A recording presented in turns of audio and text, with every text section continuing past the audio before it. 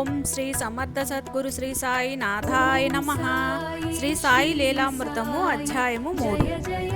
కోపర్గాంలో 1890 వరకు మామల్తదారుగా ఉన్న బాలాభాటే సాయి ఒట్టి పిచ్చి ఫకీరని, అమాయకులు ఆయనను వెర్రిగా పూజ చేస్తున్నారని అనేవాడు. ఒకసారి అతని మిత్రులు కొందరు షిరిడీ వెళ్తూ అతడి విమర్శకు బాధపడి బాబాను స్వయంగా చూచి మాట్లాడమన్నారు. అతడు కూడా వెళ్ళి షిరిడీలో 5 రోజులు ఉన్నాడు. చివరి రోజున దూరంగా ఉన్న అతనిని దగ్గరకు పిలిచి బాబా అతనిపై ఒక కాషాయం కప్పారు. ఆ క్షణం నుంచి అతడు పూర్తిగా మారిపోయి అన్నీ విడచి షిరిడీలో ఉండిపోయాడు. మిత్రులు ఎంతో కష్టం మీద అతని చేత 1 సంవత్సరం ఉద్యోగానికి సెలవు పెట్టించారు. కానీ తర్వాత కూడా అతడు అలా ఉండిపోయాడు. జిల్లా కలెక్టర్ అతనిపై దయతలిచి నెలకు 30 రూపాయలు మంజూరు చేశాడు. సాయి తనపై గుడ్డ వేసినప్పటి నుండి కొత్త జన్మ ఎత్తినట్లయిందని, లౌకిక జీవితం తనకు దుర్భరమైందని అనేవాడు. అతడు నిత్యకర్మలు ఆచరిస్తూ సద్గ్రంథాలు చదువుతుంటే బాబాయే వివరించేవారు. ఒకసారి వణిలోని సప్తశృంగి దేవాలయం పూజారి కాకాజీకి ఎన్నో కష్టాలు వచ్చాయి. అతడు ఆ దేవిని ప్రార్థిస్తే ఆమె కలలో కనిపించి బాబాను దర్శించమని చెప్పింది. నాటికి సాయి ఖ్యాతికెక్కలేదు. ఆమె మాటలు అర్థంగాక త్రయంబకం వెళ్ళి 10 రోజులు శంకరుణ్ణి సేవించాడు. కానీ శాంతి కలగలేదు. అతడు తిరిగి సప్తశృంగి దేవిని ప్రార్థిస్తే మరలా స్వప్న దర్శనమిచ్చి నేను చెప్పినది షిరిడీలోని సాయి సమర్థుల గురించి అన్నది. కానీ అతనికి షిరిడీ ఎక్కడున్నదో కూడా తెలియలేదు. ఒకరోజు చిత్రంగా షిరిడీ నుంచి శ్యామ అతని వద్దకు వచ్చాడు. ఒకప్పుడు శ్యామ తల్లి శ్యామకు జబ్బు చేస్తే ఆ దేవికి మొక్కుకున్నది, కానీ తీర్చలేదు. అందుకే ఆ కష్టాలు వచ్చాయని ఒక దైవజ్ఞుడు చెప్పాడు. శ్యామ ఆ మొక్కులు బాబాకే సమర్పించబోతే ఆయన వాటిని వణిలోనే చెల్లించాలని చెప్పారు. అందుకే అతడు వణి వచ్చాడు. బాబా అతనిని తన కోసమే పంపారని తలచి కాకాజీ కూడా షిరిడి వచ్చాడు. సాయిని చూడగానే అతడికి శాంతి లభించింది. సరి అయిన దేవతారాధన సద్గురువును చూపుతుంది. శివుడే తన న్యాయశాస్త్ర పరీక్షలకు ముందు సాయిని దర్శిస్తే ఆయన పరీక్షలో పాస్ అవుతావు అని ఆశీర్వదించారు. అతడు పరీక్ష బాగా రాయలేదు, కానీ బాబా మాటనే నమ్ముకున్నాడు. అతడు బాగా వ్రాయకపోతే సాయి కూడా ఏమీ చేయలేరని అతని సహపాఠి సపత్నేకర్ అన్నాడు. కానీ శివుడే పాస్ అయ్యాడు. తర్వాత సపత్నేకర్ న్యాయవాదిగా అక్కల్కోటలో స్థిరపడ్డాక అతడి కొడుకు చనిపోయాడు. ఎన్ని యాత్రలు చేసినా ఆ దంపతులకు శాంతి కలగలేదు. అలనాడు శివుడే చెప్పినది గుర్తుకు వచ్చి అతడు సాయిని దర్శించాడు. అతడు నమస్కరించగానే సాయి పో ఇక్కడి నుండి అని కసిరారు. అతని పట్ల బాబాను ప్రసన్నులను చేయగోరి బాలాశింపి అను భక్తుడు ఒక సాయి పటం తెచ్చి బాబాకు చూపి ఇదెవరిది అన్నాడు.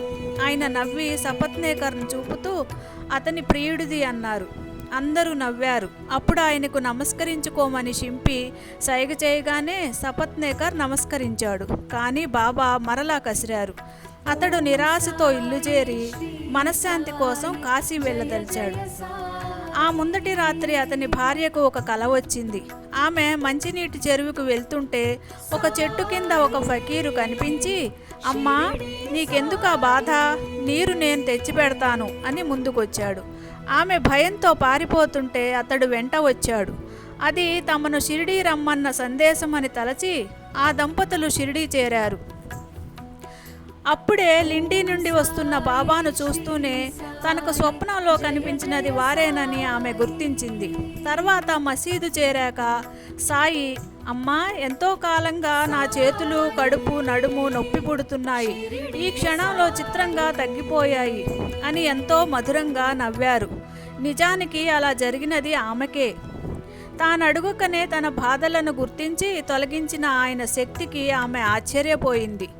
కానీ సపత్నేకర్ నమస్కరించుకోగానే బాబా కసిరారు. గతంలోని తన తప్పిదాలకే బాబా కసురుకున్నారని గుర్తించి మసీదులో ఆయన ఒక్కరే ఉన్నప్పుడు వెళ్ళి శరణు వేడాడు. ఈసారి ఆయన ప్రేమతో తల నిమిరారు. ఇంతలో ఒక గొర్రెల కాపరి వచ్చి బాబాకు నడుము పిసకనారంభించింది. ఆమెతో బాబా ఒక వర్తకుని కథ చెప్పారు. అది సపత్నేకర్ కథే. చివరికి అతనిని చూపి, నేను తన బిడ్డను చంపానని వీడు నన్ను నిందిస్తున్నాడు, నేను అలా చంపుతానా? ఈ మసీదులో కాలు పెట్టాక కూడా ఇంకా దుఃఖిస్తాడెందుకు? మరలా ఆ బిడ్డనే ఆ తల్లి గర్భంలో ఉంచుతాను అన్నారు. అతడు నమస్కరించగానే, ఆద్యంతాలు లేని ఈ పాదాలు పరమ పవిత్రమైనవి, నాపై పూర్తి విశ్వాసం ఉంచు, నీ కోరిక నెరవేరుతుంది అన్నారు. మర్నాడు అతడు జనంలో త్రోసుకు వస్తుంటే చూచి, హృదయపూర్వకమైన నమస్కారం ఒక్కటే చాలు, ఎందుకిన్నిసార్లు అన్నారు బాబా. భక్తిని నిలుపుకొనడమే నిజమైన నమస్కారము. చివరకు వాళ్ళు సెలవు కోరినప్పుడు అతనికి ఒక కొబ్బరికాయ ఇచ్చి, ఇది నీ భార్యకివ్వు, సంతోషంగా బయలుదేరండి అని ఆశీర్వదించారు. సంవత్సరంలోగా వారికి కొడుకు పుట్టాడు. బాలక్ రామ్ మాన్కర్ తన భార్య గతించాక షిరిడీలో ఉండిపోయాడు. ఒకరోజు బాబా అతనికి 12 రూపాయలు ఇచ్చి, మత్స్యేంద్రనాథుడు తపస్సు చేసిన మత్స్యేంద్రగఢ్లో కొంతకాలం ఉండమని చెప్పి, అక్కడ కూడా నీకు దర్శనమిస్తాను అన్నారు. అతడు మత్స్యేంద్రగఢ్ వెళ్ళాక ఒకనాడు ధ్యానమయ్యాక సాయి అతనికి భౌతికంగా దర్శనమిచ్చారు. అతడు నమస్కరించుకోగానే ఆయన, కేవలం నేను ఈ దేహమేననుకుంటున్నావు, భక్తుడెక్కడ స్మరిస్తే అక్కడ నేనున్నానని తెలపడానికే నిన్నిక్కడకు పంపాను అని చెప్పి అదృశ్యమయ్యారు. కొంతకాలానికి షిరిడీ బయలుదేరిన మాన్కర్కు పూనా రైల్వే స్టేషన్లో రద్దీ వలన టికెట్ దొరకలేదు. ఇంతలో ఒక వ్యక్తి తమ వద్దనున్న టికెట్టు అతనికిచ్చి పైకమిచ్చేలోగా అదృశ్యమయ్యాడు.